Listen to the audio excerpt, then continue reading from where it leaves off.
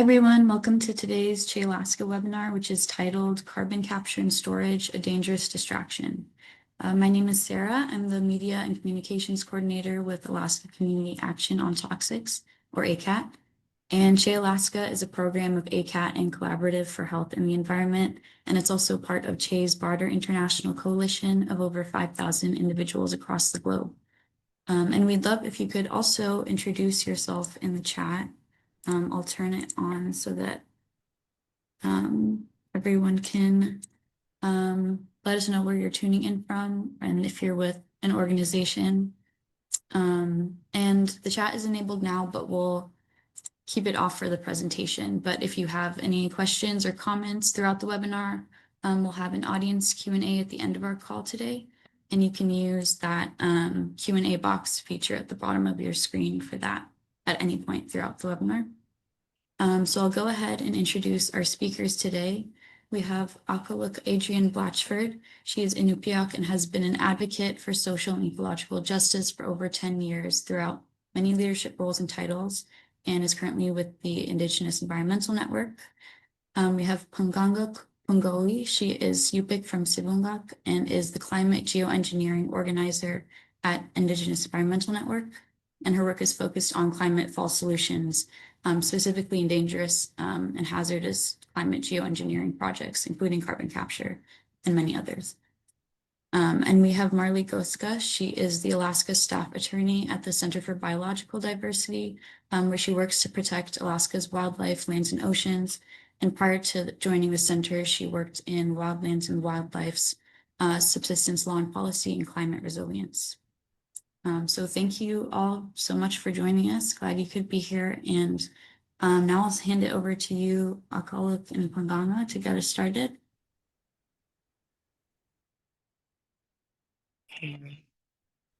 Una notak everyone, wanga Akaluk, wanga Sigmurunga, angayukang baktak lu Charlie, anuga apura makirak lu anaktiuk asi Jenny Lee lu Charlie, ongalak Sigmurunga asi Chinirmu. Good afternoon, everyone. My name is Akaluk Adrienne Blatchford. I'm originally from Unalakleet, Alaska, right in the heart of the Norton Sound on the coast of the Bering Sea. We are the gateway to the Arctic, where I come from, rich with many resources that have allowed our people to live in our land since time immemorial. And I currently work with IEN as a climate justice geoengineering outreach organizer focusing on Alaska and the Arctic in the climate justice pod. Sorry. I was born into this work. This is something that I have seen my whole life, and I took on this role as a climate justice organizer a little over 10 years ago, just kind of sitting in the backdrop for a few years there while we had a newborn baby, and I'm doing a lot of support work. But I thank everybody for joining us today, and I'm going to pass it over to Punganga so she can do her introduction. My apologies, I am going to be off camera just because of the instability of our multi-use network today. So, Cleana, Davra. Wanga atka bangangan ng nakabangawi, wanga ataka akanatama naka kirstenugak pas, wanga sibunga kami. I'm from St. Lawrence Island. St. Lawrence Island has a couple of Superfund FUD sites on it. This is, at the heart of some of ACAT's work, of course. But this is where I come from in terms of watching and understanding the dangers of geoengineering technology, especially technologies such as carbon capture and storage, which have been largely subsidized with public funding, tax credits. It's one of the more built out geoengineering projects. Some other geoengineering projects we'll talk about in a little bit.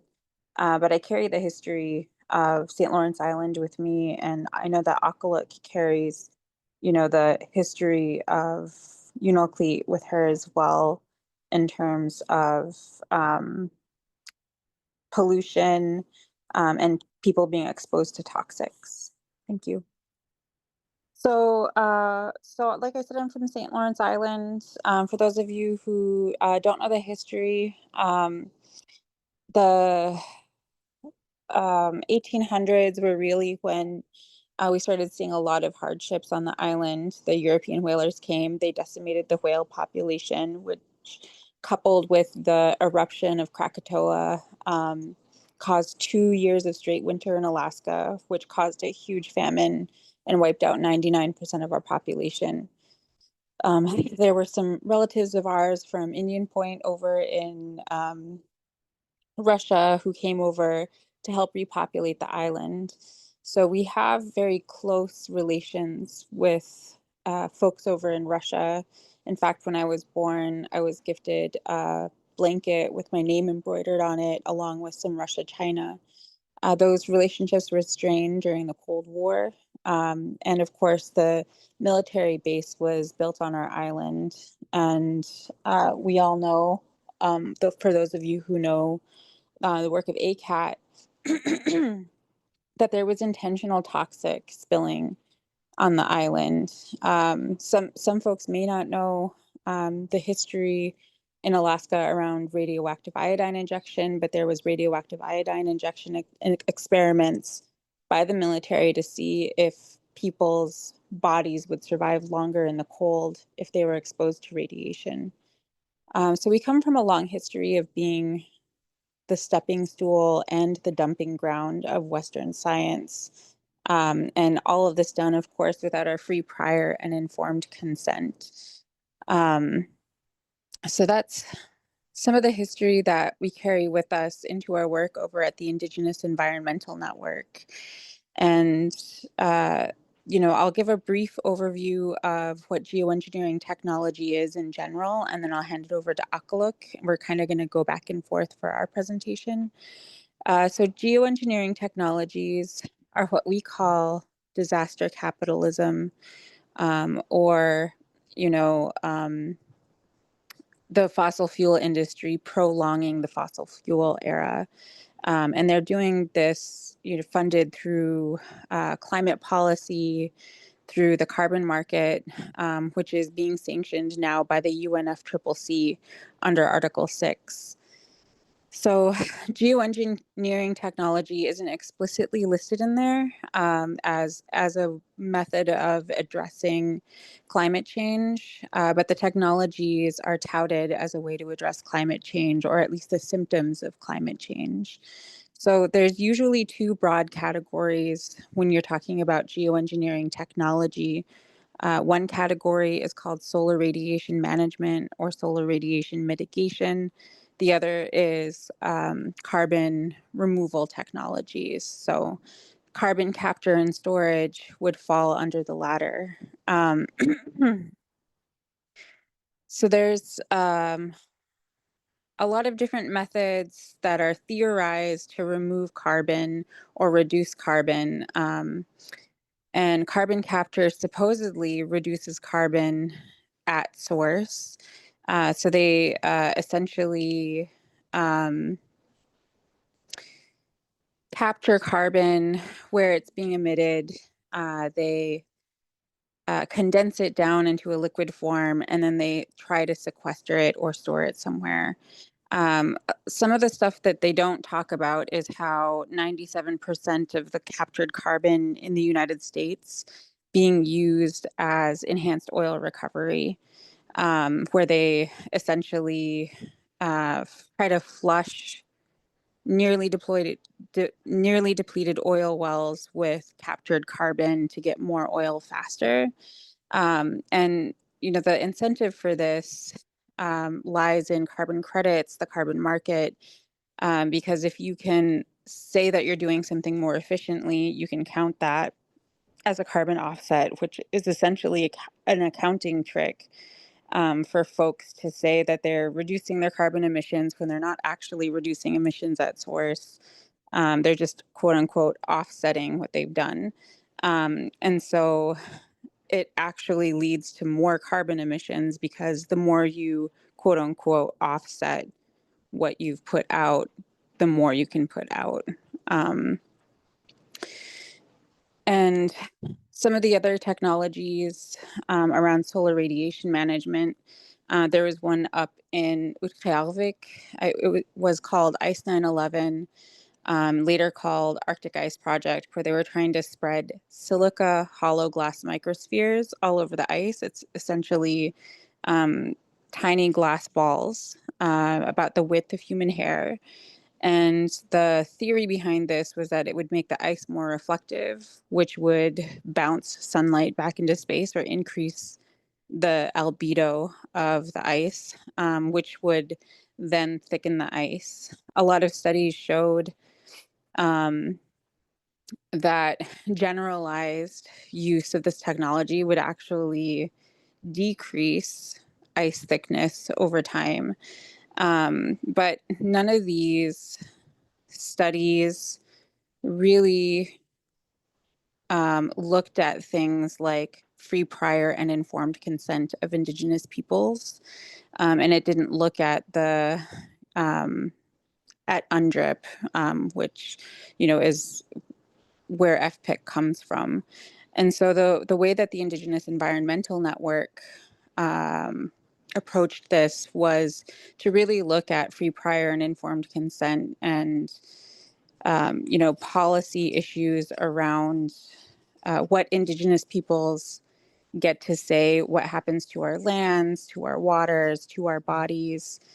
And a lot of these same concerns apply to technologies like carbon capture and storage. I'm going to hand it over to Akaluk to talk a little bit more about those kinds of policies. So, like Panganga had mentioned, we've seen a decimation of our populations due to so many different exposures when colonization has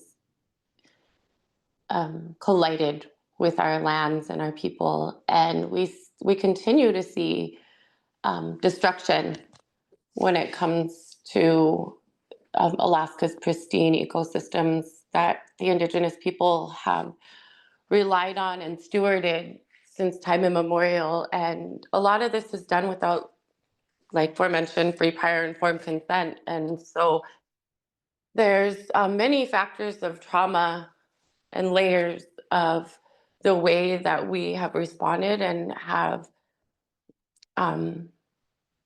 taken action when it comes to these mega projects and these mega corporations that have come into our lands without that consent. And today, a lot of that focus is going to be on that carbon capture, use, and storage, and the other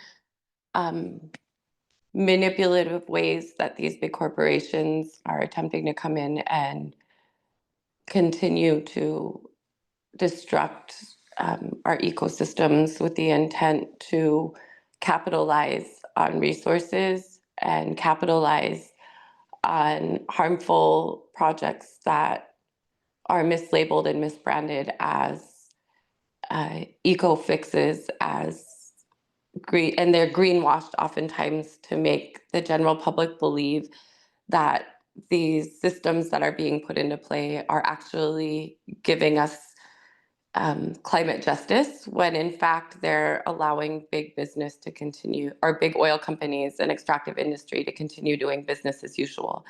And right now in the state of Alaska, we're seeing an attack on all fronts when it comes to carbon capture, use, and storage, carbon capture storage, and some of the other projects that umbrella underneath these quick climate fixes, so-called climate fixes.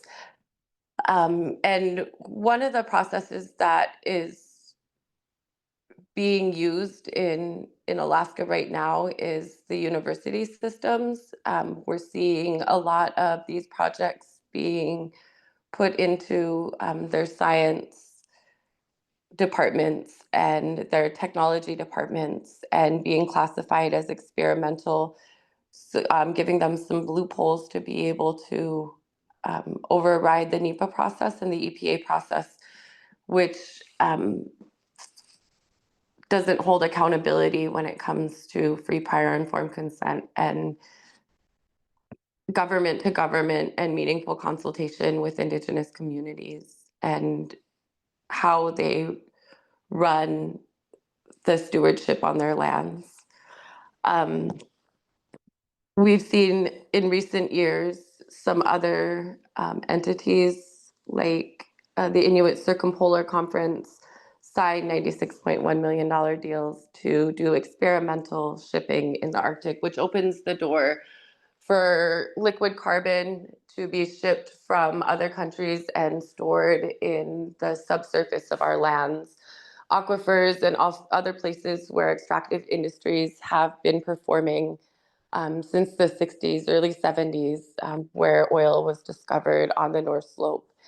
And in the South Central region where natural gas continues to be extracted and exported, and where we import and on our coastlines where they're strategically wanting to place docks and other areas, roads, access points for these projects to be done, especially looking at the North Slope with the newest development. Pico Oil Field has constructing the largest in North America carbon capture and use storage facility, which is set to open next year. And then we've got Dunleavy and his gang, his entourage in the in the Alaska Senate, moving forward, or in the Alaska legislature, moving forward with bills that are opening the doors for these and that have been approved. And so it's an all-front attack, not just on Alaska public lands, but also Indigenous lands that have been allocated by the federal government for Indigenous use and for Indigenous peoples. So there's been violations, not only with these agreements for Alaska public lands, for wildlife, so-called wildlife lands, but also on Indigenous lands. And this is across the board in the United States. This is not just in Alaska alone, but there are several other places where projects like these are being administered on tribal lands. Also, within the interior region of Alaska, the carbon capture storage or the carbon market has infiltrated some of these lands where we see Alaska Native corporations making trade-offs for the protection, so-called protection of the boreal forest in trade for this carbon market scheme. And so it also prohibits Indigenous peoples from being able to gather, harvest, hunt, and practice spiritual, traditional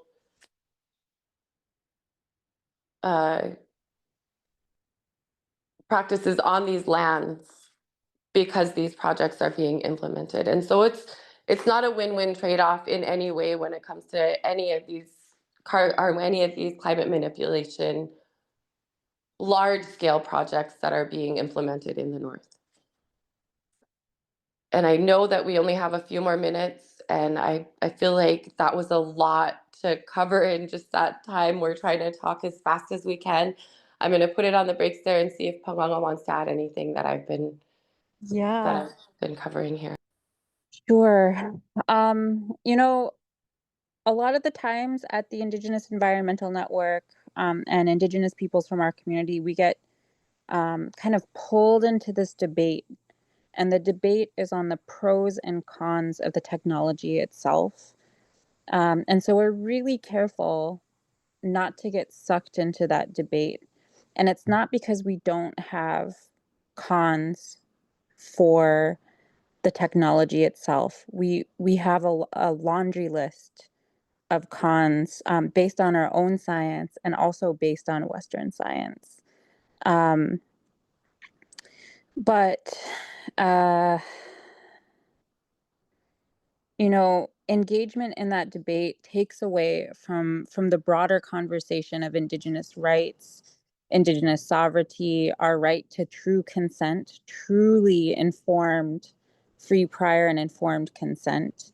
And you know, a lot of that has to do with collective rights, not just human individual rights, but the collective rights of Indigenous peoples to live in alignment with our cosmovision, and not just the right to have, to move in a free way within the Western construct itself. So I always like to preface any discussion around the cons of the technology with that note. So, like I said, CCS supposedly sucks carbon out at source. It condenses it into a liquid form, transfers it to a site to sequestration, which is what they'd like to do, you know, transferring captured carbon from Asia and shipping it over to the Cook Inlet and sequestering it, you know, into our geoforms over here. Carbon is extremely corrosive. It only takes a little bit of moisture to help it eat away at whatever container it's supposedly sequestered in. And when it comes out, it expands into a gas. This happened in Mississippi in August 2021. You can look it up. People in the area now continue to experience health impacts from that incident. Essentially, it's carbon monoxide poisoning. Folks are still experiencing brain fog, headaches, memory issues, that kind of stuff.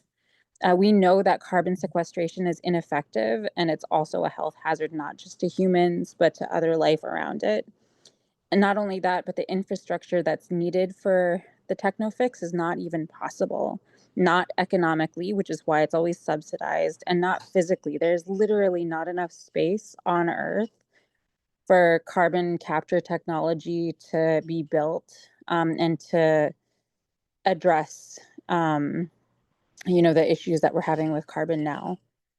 But the incentive, of course, is this made up carbon market, which, you know, Elon Musk even has a competition called X Prize, where he's offering, I think, $16 million to any group who can scale carbon capture or carbon reduction technology to the gigaton.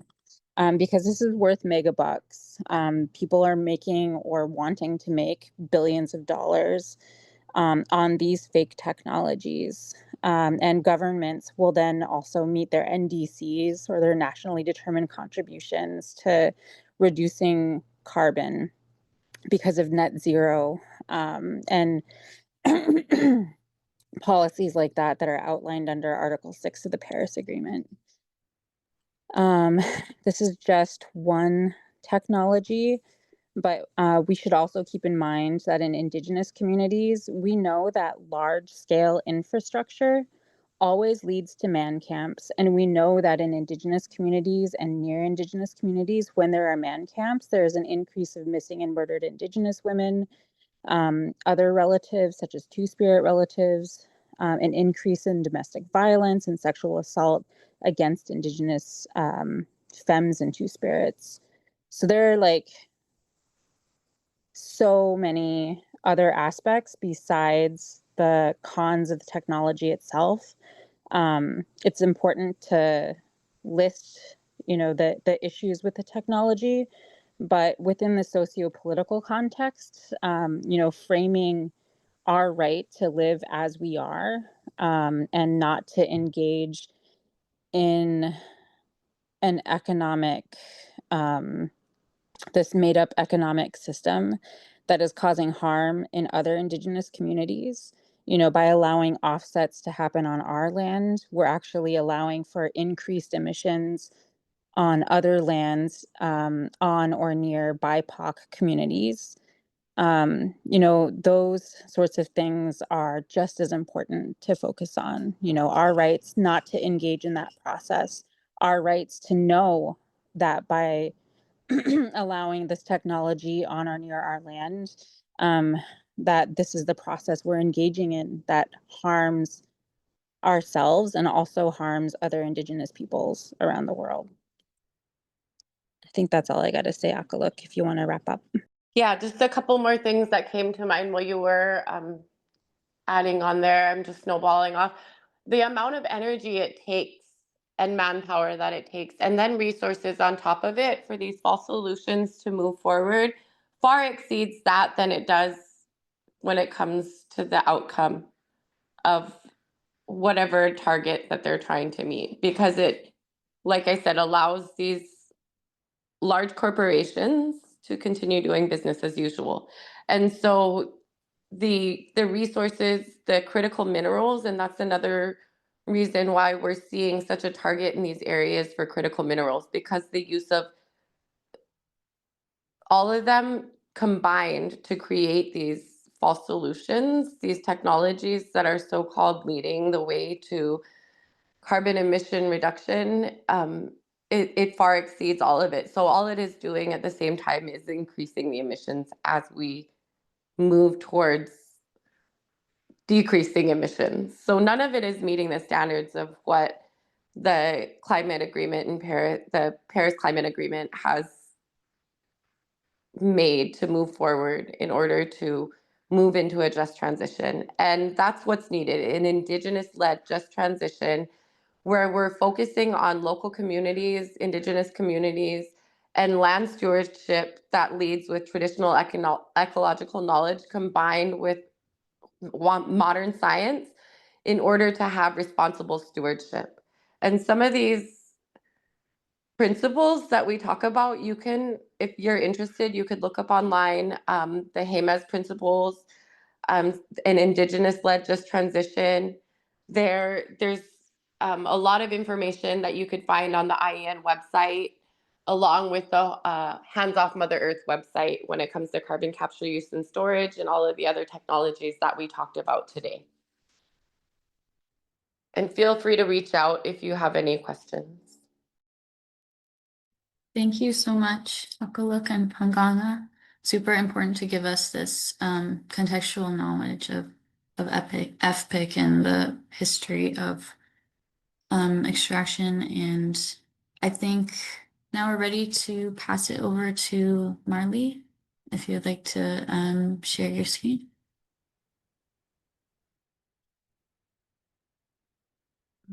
Sounds good.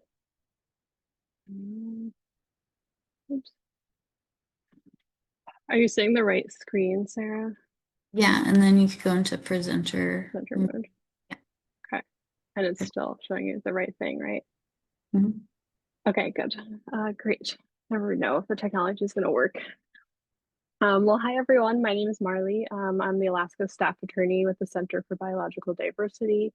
I live in Anchorage, Alaska. And I want to say thanks so much to Sarah and ACAT for organizing this webinar, and to Panganga and Akaluk for all the excellent information you just provided. I'll try to build off of what you said without being too repetitive, but I plan to explain a little bit more about what CCS is, the dangers, and what's going on in Alaska related to CCS permitting and projects, and how we can all engage in that. So just to get us started with a little graphic, when we're talking about CCS, what we're talking about is a process where emissions are captured from processes that emit greenhouse gases. So often it's a natural gas processing facility or a coal-fired power plant or some other industrial process that captures the CO2, which is then transported often via pipeline to a storage site and injected underground. And I just want to flag that the technology is not pulling greenhouse gases directly from the atmosphere. There is something called direct air capture that does that. That's not what we're focusing on here, what is being talked about in terms of the permitting for carbon injection wells. Next slide. Okay. So the Safe Drinking Water Act is a federal statute that regulates these carbon injection wells, and it regulates whatever's put into the ground for the purpose of protecting against contamination to drinking water. And that's important to know because it's not designed to protect against other things like leaks to the atmosphere. So it's a good law. We're glad it exists, but it doesn't certainly doesn't consider or protect us from all potential harms from CCS projects. Historically, most captured CO2 has been used to extract more oil and gas, as Akaluk and Panganga just talked about, through a process called enhanced oil recovery, where the CO2 is pumped underground to flush out more oil and gas. This happens here on the North Slope, and the state already has the authority to permit and regulate those wells. Those are called Class 2 wells. And this is often what is meant when we say CCUS, carbon capture, utilization, and storage. The carbon's being utilized or used for something else, like enhanced oil recovery.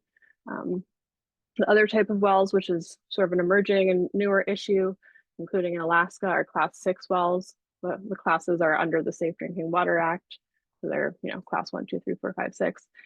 2 and 6 are the ones that involve CO2 injection into the ground. So again, Class 6, this is the newer technology that in theory is for long-term storage, supposedly for thousands of years of the carbon underground. And that's usually what we mean when we say CCS, carbon capture and storage. And there are differences between the two wells. One is that they Class 2 wells deal with a much smaller quantity of CO2 than what's being proposed and done in these Class 6 wells. They function a little differently in other ways. But just want to highlight again that the Class 6 wells are relatively new, maybe only a decade or two old in terms of this technology being developed. And so that's what's being talked about for this long-term storage. And so this has already been flagged, so I won't spend too much time on it, but it is an important point. The oil and gas industry is a big fan of both of these types of wells, Class 2 and 6, and they benefit from them in various ways. They bolster what's called the social license of these fossil fuel companies to keep extracting, because they get to say they're injecting some of the CO2 back underground. That sounds good, and so they love to tout that. And I think even more so, they like that they get these huge federal tax credits that are super generous. The oil and gas industry lobbied very aggressively for them, and they're tax credits for both kinds of wells. So they get tax credits for using carbon injection for both advanced oil recovery and long-term storage. And so I think 2008 was the first year that the federal government created these tax credits and incentives. They were expanded in the Inflation Reduction Act a few years ago. And then just now, the 2025 reconciliation bill that just passed into law increased those tax credits even further. There's already $36 billion in incentives, and that's over 9 years between now and 2034. And this latest reconciliation bill added another $14.2 billion on top of that. And so that's all our money, taxpayer money, being given to the oil and gas industry for carbon injection, CO2 injection. And again, what's already been said, my big point as well is that CCS projects are not an effective climate solution. They divert resources away from renewable energy and energy storage projects, which is what we need. That's what science tells us we need to avert climate catastrophe. And they also just don't make sense from an economic perspective, which is why the industry wants these huge federal tax subsidies. And even with those subsidies, it's still economically very difficult to make them pencil out because of how expensive they are to develop. There are a few that have been built, including here. I think there's maybe only one that's operational here currently, and it's in Illinois, but there are a few others, worldwide. All of them have failed to meet their greenhouse gas emission reduction promises, and they themselves show that they create substantial greenhouse gas impacts. Let me see. Move on to my next slide. This has already been talked about a bit as well, but I think worth underscoring. So in addition to the costs, the untested technology, and of course the harms from accelerating climate change due to the energy needed to build and run these facilities, and of course continuing fossil fuel extraction. There's also serious health and safety concerns, particularly for communities located near the carbon capture and storage facilities and CO2 pipelines. To transport the CO2, it needs to be under very high pressure and at a very low temperature, which puts a lot of stress on pipelines. If the CO2 comes into contact with moisture or some other contaminant, it can become corrosive to steel and other metals, which are usually used to build pipelines. And that increases the risk of leaks. And because of the intense pressure involved, explosive decompression of the CO2 pipeline releases more gas more quickly than an equivalent explosion in a natural gas pipeline. So I have some images in a little bit, but a rupture could lead to a dangerous eruption as well as a dense cloud of CO2, which is toxic to humans and animals at high concentrations. Let me move on. Here's just a little bit more explaining about the dangers of CO2. And I just want to underscore, how little we know at this point about what happens when you pump highly pressurized CO2 underground. So there's the, danger from the pipeline, and then there's also the danger of what's going to happen with the CO2 plume once it's injected underground. Again, this is very new technology, and so there's some modeling done, but there's very little data on how CO2 plumes move underground. And the first Class 6 well in the country, as I mentioned, the only one that I know of that's operating is in Illinois, and that one has already experienced unexpected migration of the CO2 plume that was not projected in the modeling, so we just don't know. And of course, that can lead to contamination of drinking water underground, which is a major concern.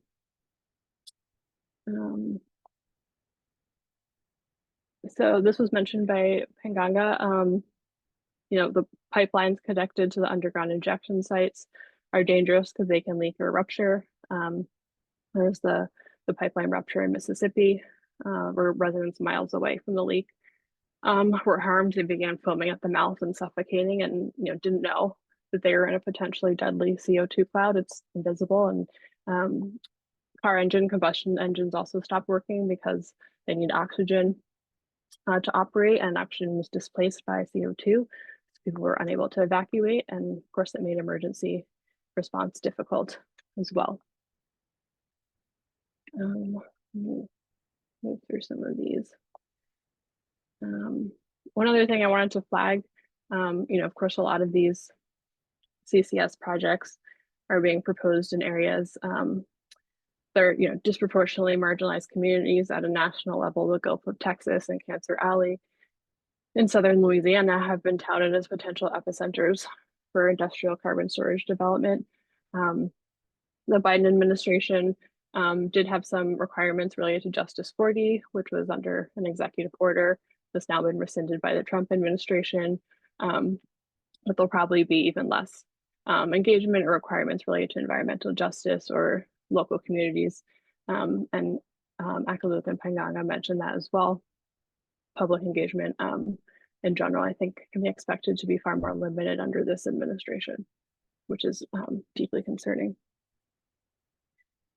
Here is just an image showing it's a test showing expansion of the CO2 plume after a pipeline rupture, and you can see how the plume gets low and spreads out quickly.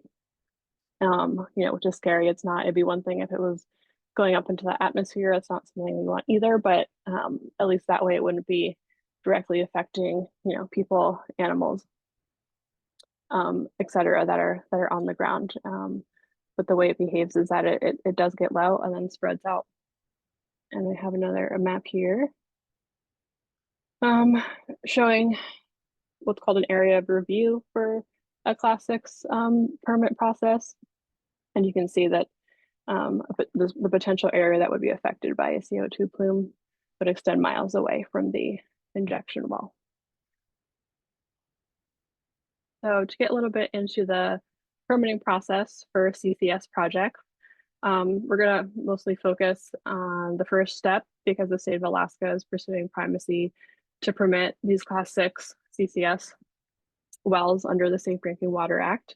I'll explain a little bit more about what that means in a little bit. But I just want to highlight that if the CCS projects are developed, there are other permits that are needed, including land use permits from the state or muni, likely Clean Air Act permits, and a permit under the federal law that regulates pipelines. So I think I've used the word primacy a few times. I want to explain what that is and how we can all engage on that. So primacy is the process by which a state gains regulatory and enforcement power over a process that would otherwise be handled by the federal government. And here we're talking about the EPA, the Environmental Protection Agency, which is a federal agency. They handle the permitting for different classes of wells under the Safe Drinking Water Act. And a state can apply for primacy of a specific class of well. And as I mentioned earlier, many states, including Alaska, already have primacy over class 2 wells. So what we're seeing now is a lot of states, again, including Alaska, are working up or applying for primacy for class 6 wells so that they can develop carbon capture and storage facilities.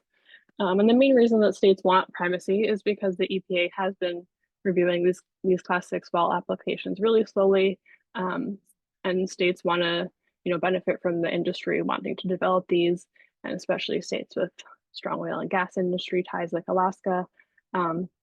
They want to be able to approve the permits more quickly, which should be concerning for us. Just some things to note. A state can adopt more stringent regulations than the EPA if they take on primacy.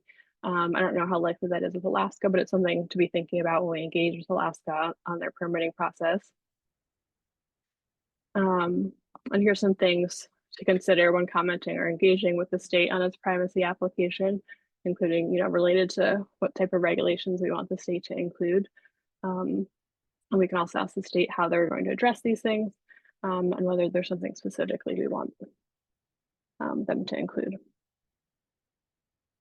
So all this started when Alaska passed HB 50 last year, House Bill 50, which authorizes the State Department of Natural Resources to lease state lands for class 6 injection wells, and enables the Alaska Oil and Gas Conservation Commission to regulate CO2 storage and apply to the EPA for primacy.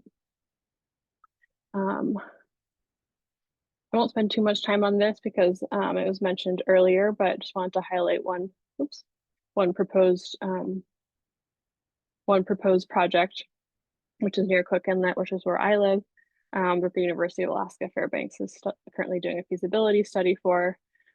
And it would be this for a carbon capture and storage facility that would accompany a coal plant. So I think that just sort of shows the example. It's like it would develop this new coal-fired power plant, which would be hugely expensive, and then would try to incorporate this new untested technology near Alaska's biggest city, and would probably involve a 60-mile pipeline from the coal plant to the depleted Beluga River gas fields, which are just west of Anchorage, where they would then inject the CO2 into the ground.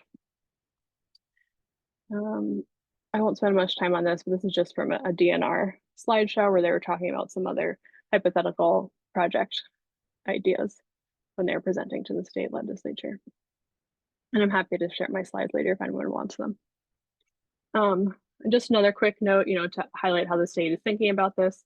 This is also from the legislative session around HB 50, and the state saying they don't expect additional fiscal impacts by passing HB 50, despite the incredibly complex and expensive cost of permitting and regulating CCS. So that's concerning as well. So there's all sorts of reasons that we don't want Alaska to take on permitting of class 6 wells. As we've talked about, it's a false solution. So we don't want to be moving forward with that or be putting any sort of state resources towards this expensive and dangerous false climate solution. But we have other special things about Alaska that we all, or think many of us know. We have a very unique environment. Seismicity can be an issue in Alaska, and carbon capture and storage can increase or exacerbate those issues, which is concerning. We have melting permafrost in much of the state, and so I don't think anyone knows how that would interact with carbon capture and storage, and so that's concerning as well. We also know the state has had difficulty with workforce hiring, major budget issues, and again, this is just not a good fit for a really complex permitting process. One other thing I wanted to highlight, I am an attorney, and so I'm also often thinking about litigation. And if the state takes on permitting of Class 6 wells, that would mean if we wanted to challenge any of these permit decisions in court, we would almost certainly have to be in state court doing that. And the state of Alaska is unique in that it has what's called a loser pays rule. And so if you go to court to challenge one of these projects and you lose, the state or the industry, if they get involved in the lawsuit, could come after you for their attorney's fees, and that can get really expensive. And there's plenty of times when we have good lawsuits, we have good claims, and the judge just doesn't agree with us. Maybe it's with something like this, it's just like a complex issue, and the judge is more comfortable deferring to the state agency. So you never quite know what's going to happen, even if you think you have a really strong case. People still lose them all the time, and so that's a really tough pill to swallow. As we would, have a really hard time using that litigation tool to challenge these projects if the state takes on primacy. So I guess just to wrap up, I'll explain a little bit more about where we're at. So the state, to be totally clear, has not received Class 6 primacy from the EPA yet. They had a scoping period in the fall. My organization put together a comment letter raising a lot of stuff that I've been talking about today. And we had others that signed on, including ACAT. And they have a proposed schedule on their website, which is the screenshot on the left. They've already fallen behind their proposed deadline. They thought they would be releasing their application for public comment. I believe it said May of 2024, but it might have said April, because now that's gone and it just says TBD. So really, it could be any day now that we see the state's draft application that it plans to submit to the EPA. And so we'll have a comment period on that, probably 30 days, but could be a little bit longer, could be 60, whenever that comes out. And after that, the state will review our comments, they'll finalize their application, and then they'll submit it to the EPA. The EPA will review it and hold its own comment period before deciding whether to grant Alaska's primacy application, which, as it says here, would probably take about 12 to 18 months, although we'll see what that looks like under this administration. Maybe they won't have employees to review these applications. Maybe they'll be pushing them through, I'm not sure. But that will be another opportunity for the public to engage. And so that's it for me. And I want to, of course, leave time for questions. I do have my email here. It's mgoska@biologicaldiversity.org. If anyone wants to reach out, I can send a copy of our comment letter that we submitted in the fall. And then we do have another comment period. And if you're interested, your organization is interested in signing on, or taking a look at the letter and deciding to sign on or not, that would be welcome. So feel free to send me an email if that's something you're interested in, and we can stay in touch as things develop. But thanks so much for coming to this presentation. That was a great presentation. And now I think it's time to move into the audience Q&A.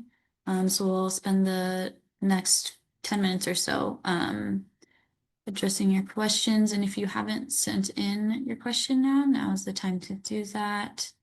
I see we've already gotten a few. And if our speakers see one that you'd like to highlight, you could go ahead and pick one out. But I guess we could just start with, do you know of any successful examples of communities resisting carbon capture projects, and how are people in affected areas organizing around these false solutions? I think Susan asked about any suggestions. She's from Illinois, where a plume occurred. So yeah, anyone can address this question. I'll start with that. This is Akaluk.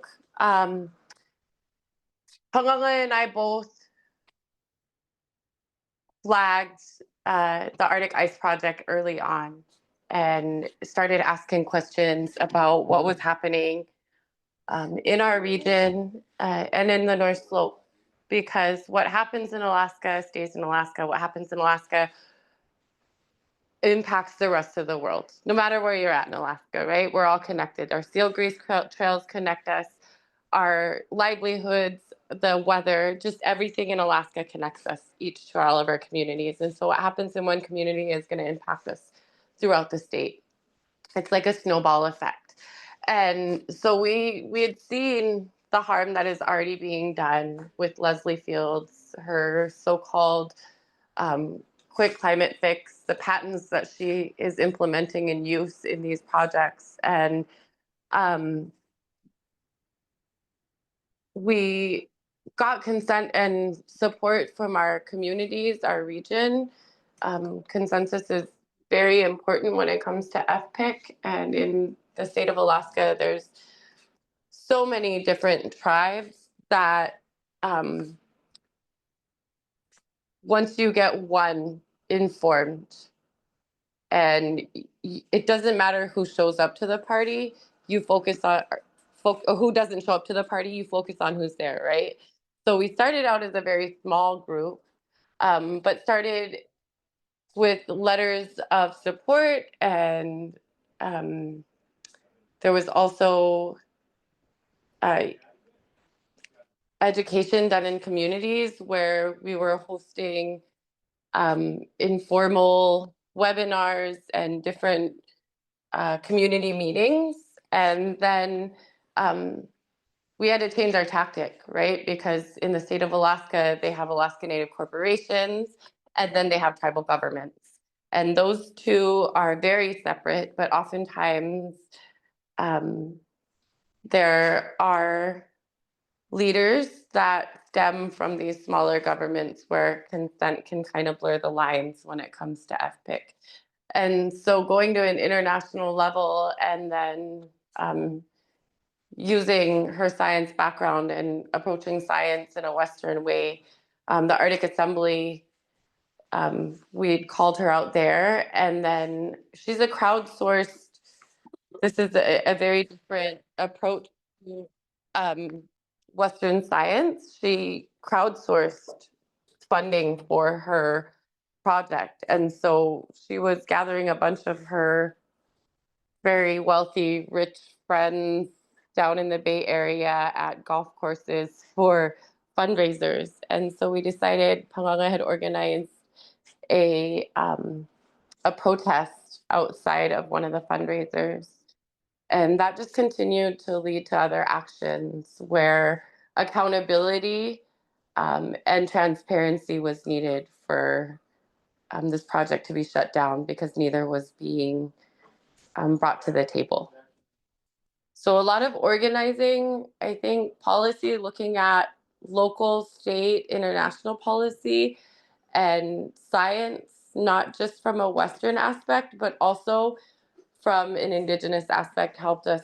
Like Panganga had mentioned earlier, our Indigenous cosmovision is very important when we work together to combat these big projects and to take them down, because collective, not individual, right? When it comes to how we work, how we function, how we do things, not just in our everyday lives, but also within our social structures, our economic structures, the way we barter and trade, and the way that we lean to our elders for advice, and also our youth when it comes to consulting about what happens on our lands, in our lands, and surrounding areas. I'll leave it there, Devra. Thank you.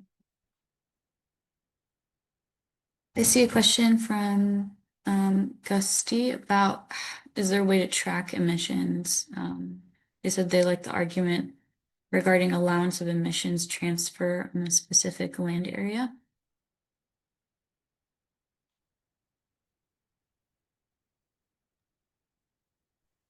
So this is another interagency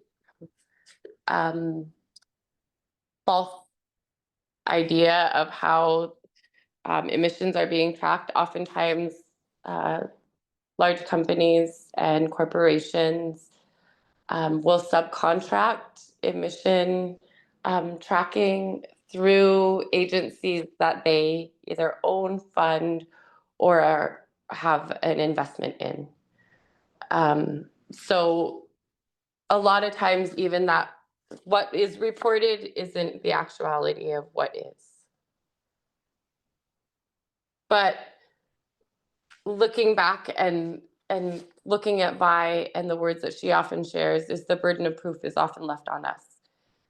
You know, ACAT has helped with many projects where air quality control, air quality reporting is been implemented in some of these communities where interagency reporting is being done.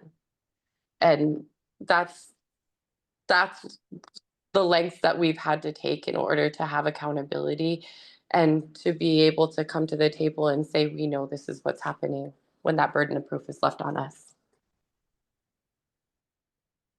I think one of the more, if you were talking about like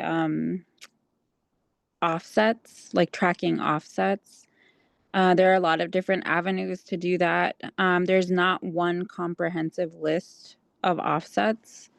But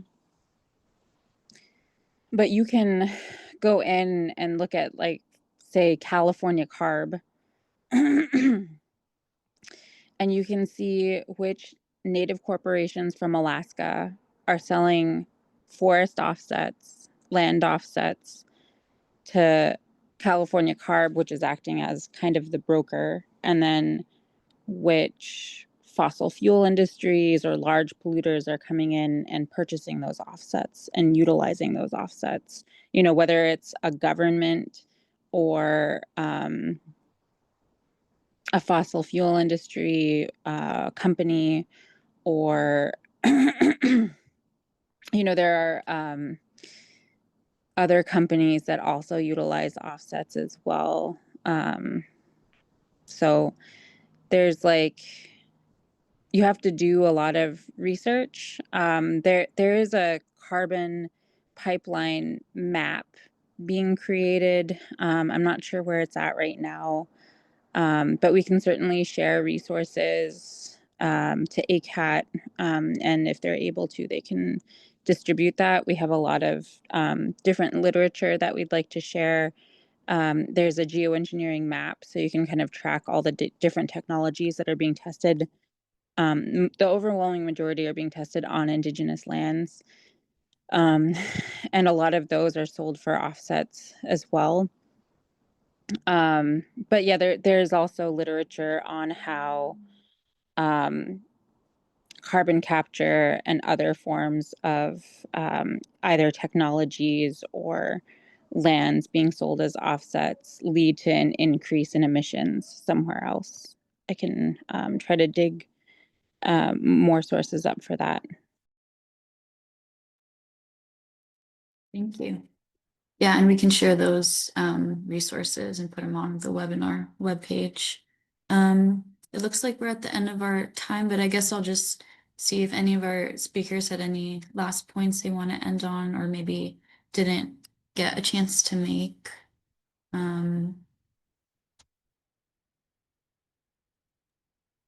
Nothing for me. Just thanks everyone for attending and tracking this important issue. And thanks so much for ACAT for organizing this, and to the other speakers for highlighting the really scary concerns that comes along with CCS. Yeah, thank you. And thanks to everyone for sending in your questions. And of course, thank you so much to our speakers for joining us today. We're really grateful that you could share your time with us. And we'll have a recording of the webinar available on our website probably later today or tomorrow. And it'll also be sent to your emails as well.